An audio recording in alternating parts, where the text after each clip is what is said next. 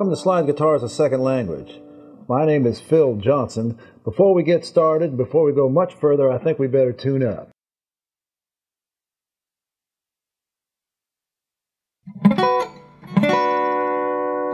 Damping, simply stopping the string from ringing, and we do that by running the index finger behind the bar. If we keep the index finger behind the bar at all times,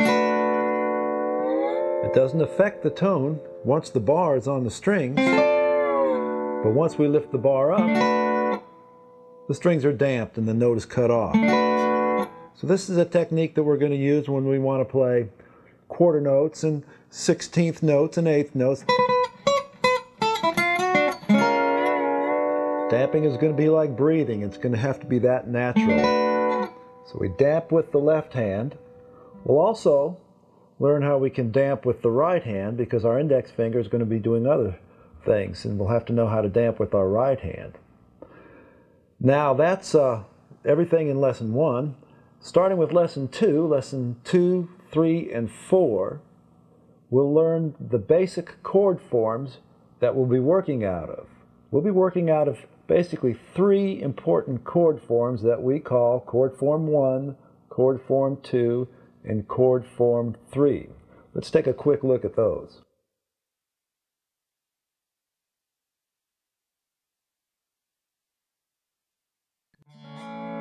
The first chord form that we'll be working out of is the easiest one. It's formed by forming the triad on the 2nd, 3rd, and 4th string straight across. For instance, here at the 2nd fret, we know that's an A chord. We just play those strings, we're playing the A triad. A, we take it up to B, C, D. We're going to keep it in D. We'll be working in the key of D and also in the key of A throughout most of this course. The behind the bar technique comes into play when we alter the chords. We know if we flat the 3rd in the chord construction, come up with a minor, and that's exactly what I did. I took my middle finger and I fretted the 2nd string at the 6th fret while the bar is fretting the 7th fret, the 4th, and the 3rd string. There's my minor behind the bar. You can also do that with the 7th. Then we can manipulate the strings behind the bar to get melody notes.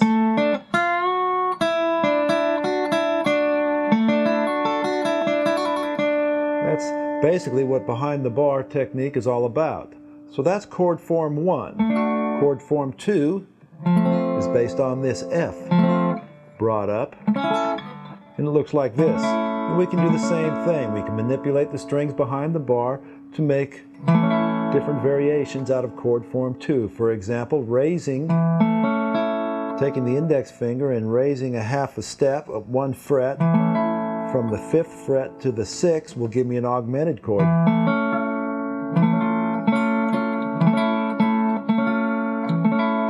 Taking that same index finger and moving it over to the 4th string, there's my 7th variation in chord form 2. Of course, we can use the hammer and the pulls in chord form 2. Chord form 3 is going to be based on this D, the standard D formation, with the added bass note, the F sharp. Here's a G chord using chord form 3.